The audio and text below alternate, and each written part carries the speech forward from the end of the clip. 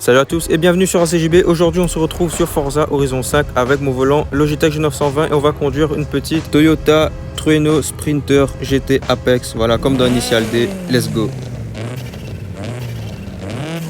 Avec une petite particularité, elle a un turbo et elle est super méga gonflée du moteur. Let's go.